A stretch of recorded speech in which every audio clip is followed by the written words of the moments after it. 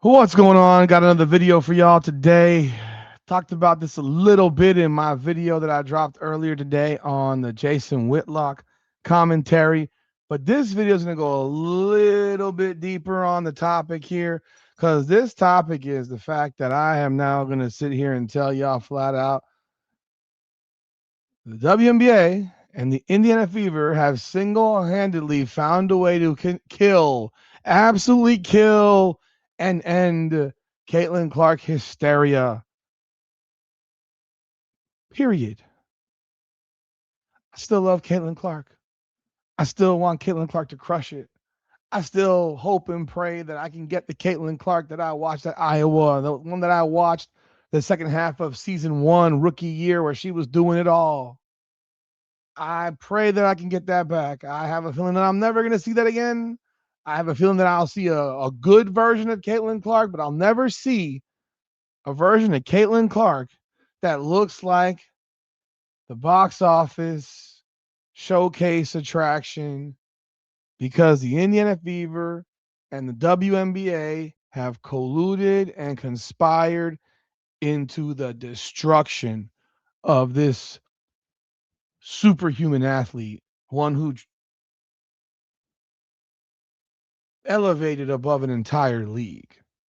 Let's talk about it. Welcome back, everyone, to another edition of Indiana Fever Unfiltered. But before we do, I forgot to say, hit the intro.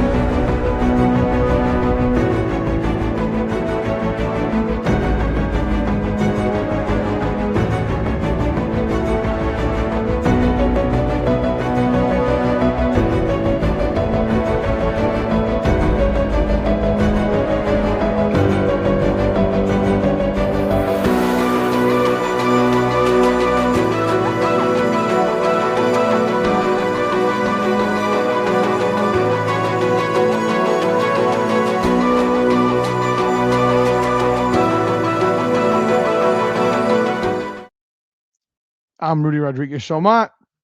Like the video, subscribe, leave your comments, hype the video.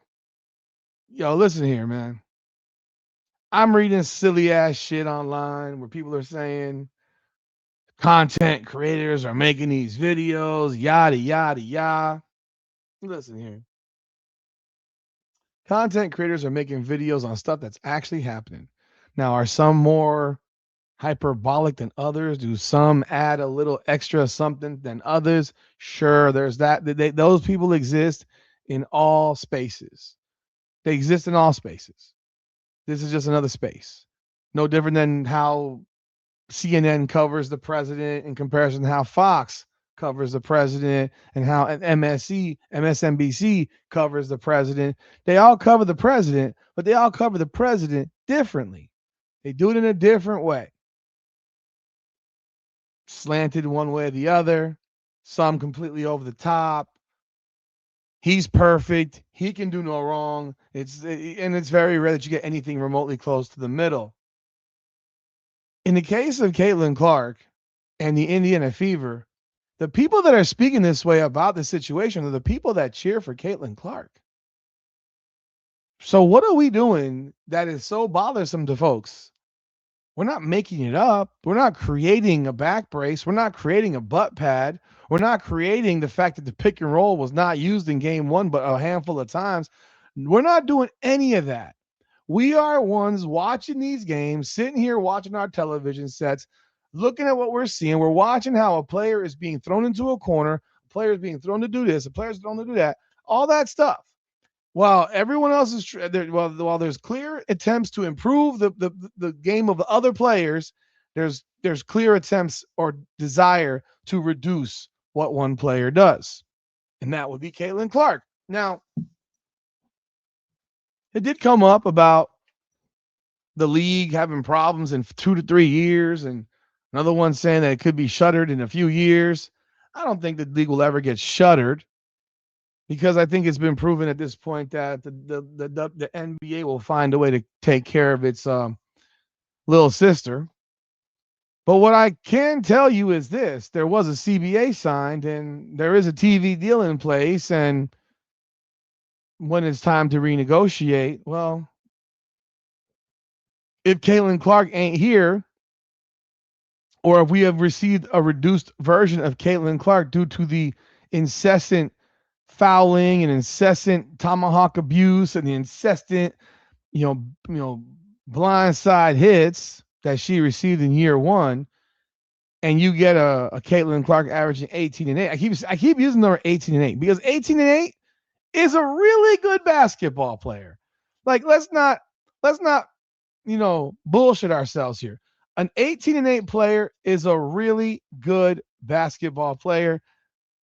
I mean, hey, 18 and 8 is an all WNBA player, right? 18 and 8 is better than anything Sabrina Ionescu's done in her career. Literally 18 and 8 is better than anything Sabrina Ionescu has ever done in her career. Take a look. I'm not making it up. This is Sabrina Ionescu's entire WNBA career. 18 and 5, 18 and 4, 11 and 6, 17 and 6, 17 and 5, 18 and 6, 18 and 6. This is, and mind you, on 45%, 37%, 38%, 41%, 42%, 39%, and 40% from the floor. Not efficient. This is what you've gotten from Sabrina Ionescu for her entire WNBA career. Right? I'll give you another one. Here's another all-star in the WNBA. Here's an all-star. Ryan Howard, 16 and 3 and 4, 17 and 5 and 4, 17 and 4 and 3, 17 and 4, 5 and 4, 15 and 6 and 5. That's this year. Career from the field, 37.4% and 33.7 from 3. Career. This is Ryan Howard, considered an all-star, considered a Team USA player. You want another one? I got another one for you.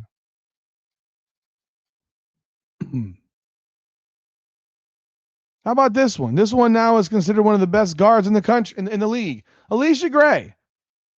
Best season of her career was last year, 18, 4, and 5.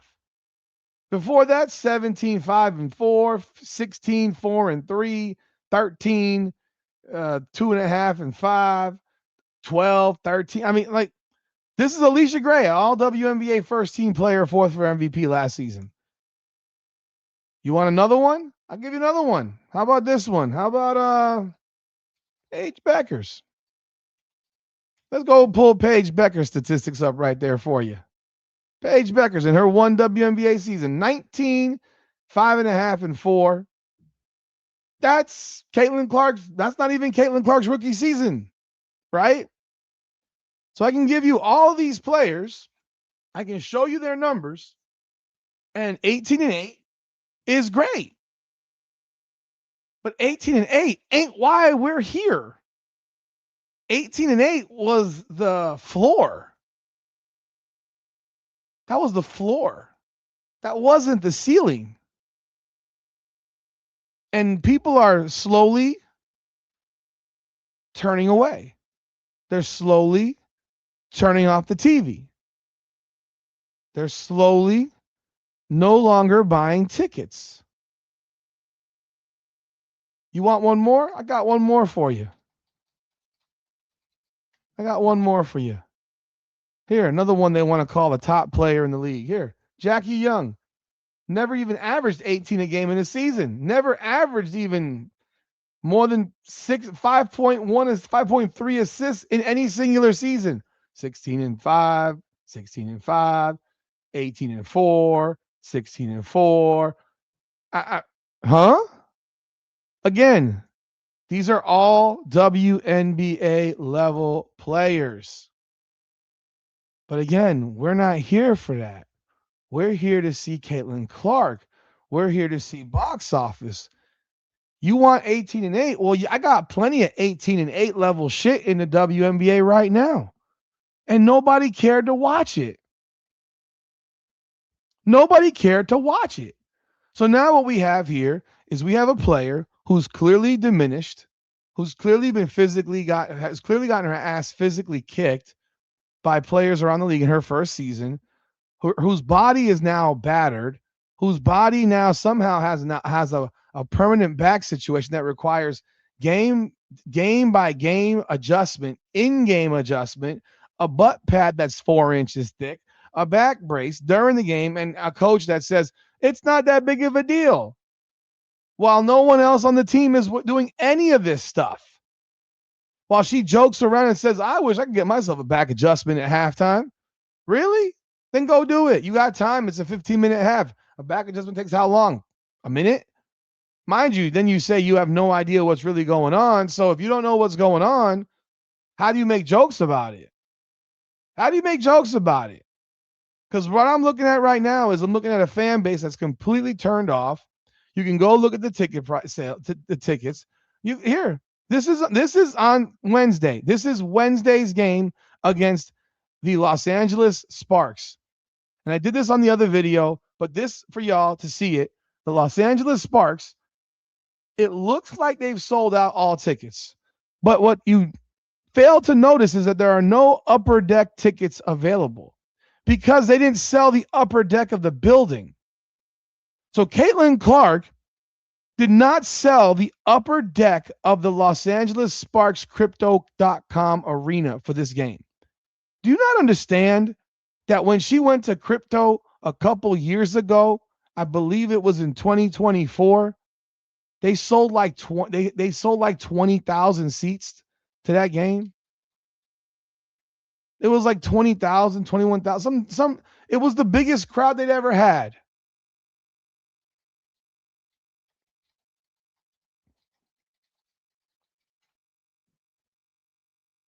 $20,000.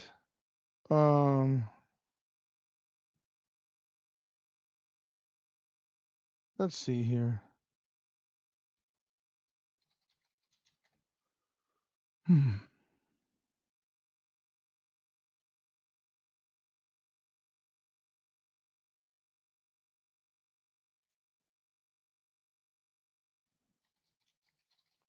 It was substantial. I know that much.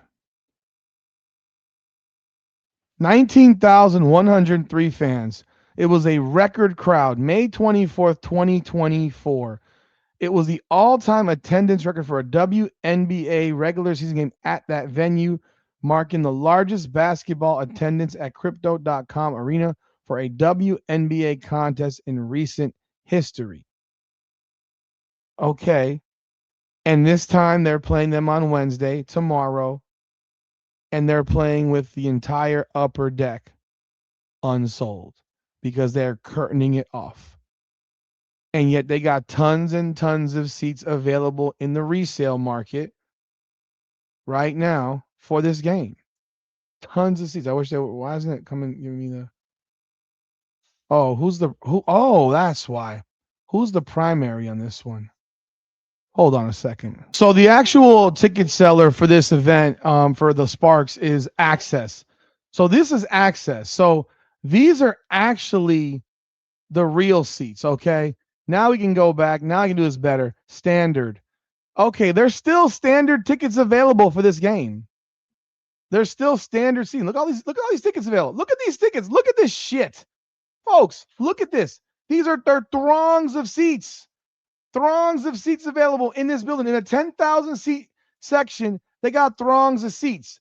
And now remember, I showed you, so you got tons of seats. They're not selling the upper deck. They got suites available. So they got all these seats available. All these seats are available for this game against the Los Angeles Sparks on Wednesday night.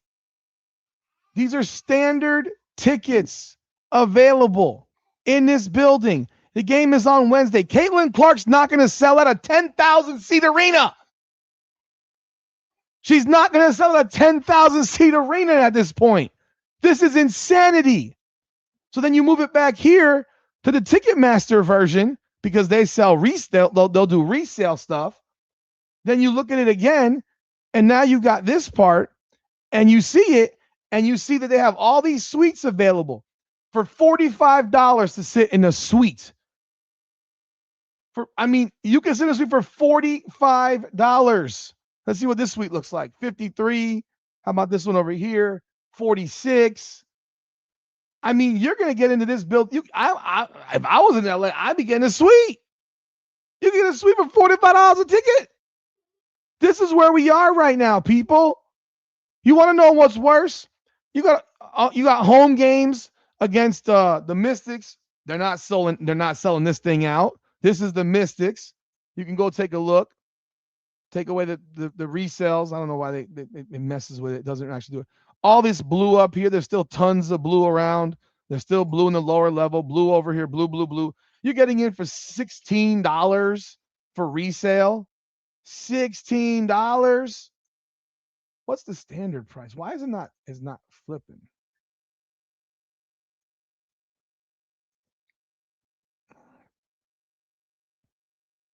Here, let's go look at standard right here. So $35.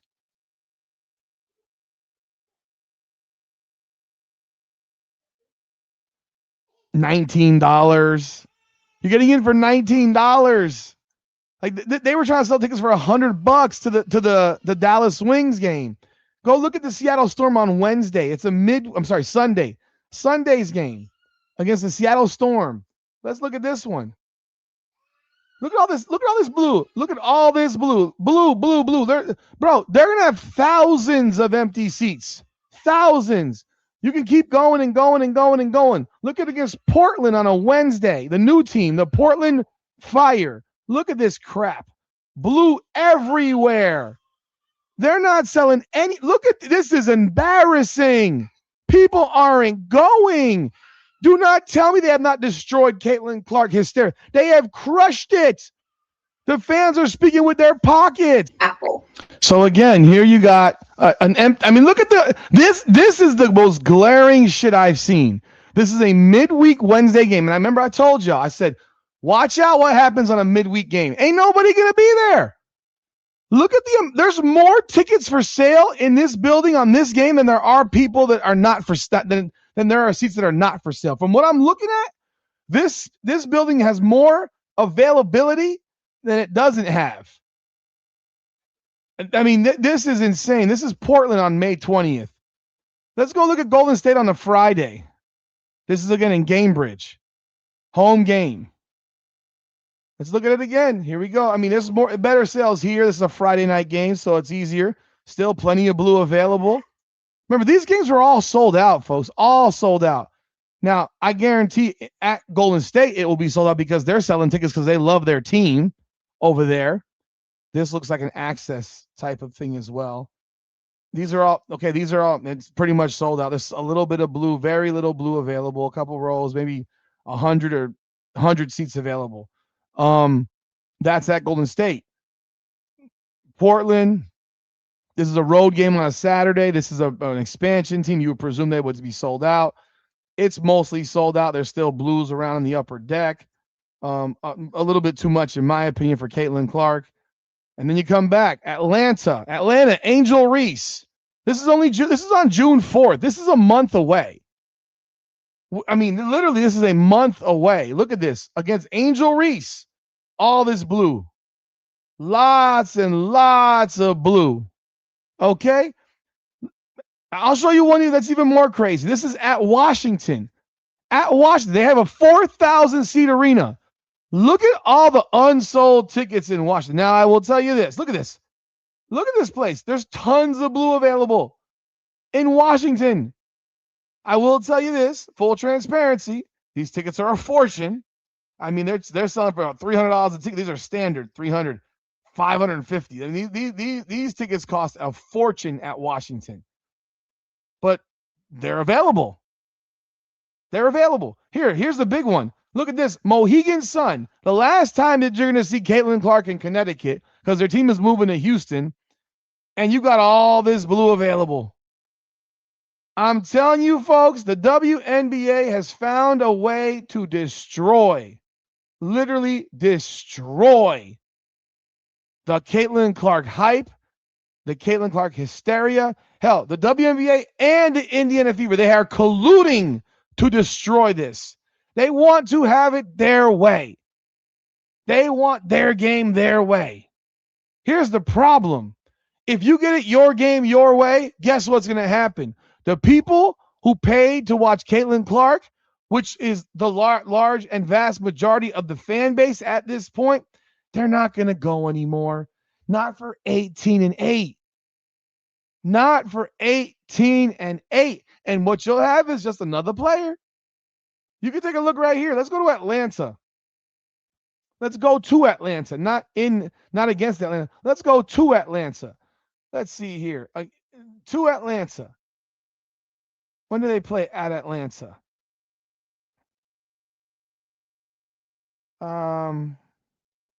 State Farm Arena in August. I know there was another one before that.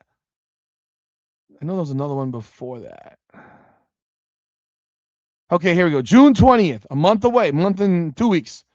Actually, 5 weeks away. Atlanta, Georgia. Saturday game, 1 p.m. Angel Reese versus Caitlin Clark, right? They're playing at the State Farm Arena. They're playing where the Atlanta Hawks play. Look at this. Look at this shit. Are you kidding? This is the lower level. I can go buy a flipping courtside seat for $1,400 right now. I can sit behind the scores table for $1,400 right now. I can sit right behind Caitlin Clark's bench for $1,400 right now. Are you kidding me? Look at this crap. The place has got tons of seats available in Atlanta in June. Hell, I got one more I want to look at before, because I've made my point. The fan base has made its point. The fan base has made its Minnesota at the Target Center in Minnesota. Okay, so they're access as well. So let's go to access. As we already know, they don't typically sell their upper deck there either, unless it's Caitlin Clark. Let's take a look at the Minnesota Lynx tickets.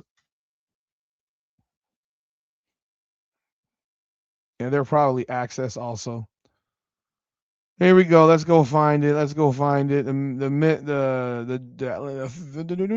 Fever, August 2nd. Is that the only one? Is that the same game? Yeah, August 2nd. August 2nd against the Fever, a Sunday 12 noon game against the Indiana Fever. Will you look at this shit, bro? This is insane. Look at this. Just look at this. This is nuts. Look at this. Look at all these seats available. Look at this nonsense. And let's just exclude resale. They got seats available. Not a ton, not crazy amounts, but they've got them. They got seats. So they're selling. But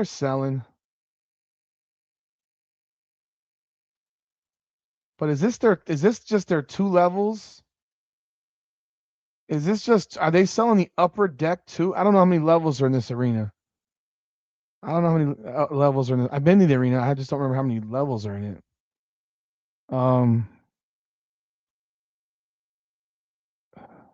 Let's see. Let's see right here before I say anything. Okay, no, these are their tickets. 2 levels. Okay, so yeah, they're selling 2 levels. They're opening the upper deck for Caitlin Clark. Again, majority of these games, bro, they are not selling even on the road. They're not getting. These games were sold out 2 years ago. Like when you blinked, they were gone. And the home fans in Indiana, they're like, whatever. I've had enough. I ain't paying for this anymore. They're telling you with their wallets. They just don't care anymore. But hey, y'all let me know y'all thoughts in the comments. Hit that like button. They've killed the Caitlin Clark hysteria. They've killed them. And I said it a year ago. I said it. I did say this end of the first year. I said, at some point, the hysteria is going to do this. And they have made they made it this. Not this. Who was that did this? Natasha Cloud, right? Not this, this. So not this, this. It's gonna fall off a cliff. And because you have a coach like Stephanie White who's telling the world, we're gonna put Caitlin Clark off the ball. We're gonna take the ball out of her hands. We're gonna do everything that we possibly can to make her life suck and make the fans of this team be unhappy. But hey, y'all let me know y'all thoughts in the comments below. Hit the like button, subscribe, hype the video. Appreciate y'all continued support of the channels. It's Indiana Fever Unfiltered, powered by Come On Now, the podcast. Come on now.